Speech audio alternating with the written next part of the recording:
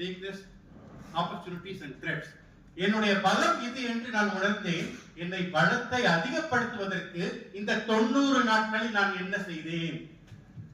இது என்னுடைய வீக்னஸ் தெரியும். இந்த வீக்னஸ்ல இருந்து வெளியே வருவதற்கு 90 நாட்களாக நான் என்ன செய்தேன்? ஏதாவது எழுதுற மாதிரி இருக்கா? இதெல்லாம் என்னுடைய வாய்ப்புகள் தெரியும். இந்த 90 நாள்ல இந்த வாய்ப்பை யூட்டிலைஸ் பண்றதுக்கு நான் ஏதாவது முயற்சி எடுத்தேனா?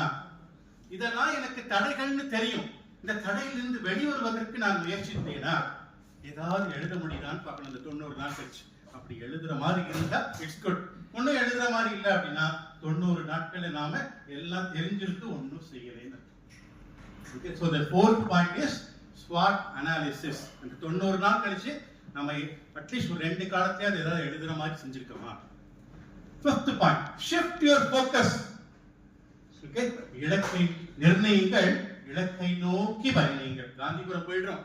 ஓகே, எல்லா பஸ்ஸும் இருக்குது. சார் வாங்க சார் 600 ஸ்லீப்பர்ஸ் அடிச்சு போடுவோம் சென்னைக்கு Bangalore.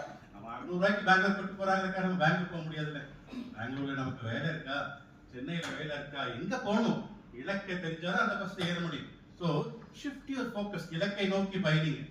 Okay, whatever the problem behind you, whatever the problem people creating for you, all will become tiny matters. ஒண்ணுமே இல்லைன்னு ஆயிடும். எப்போ? When you understand what is lying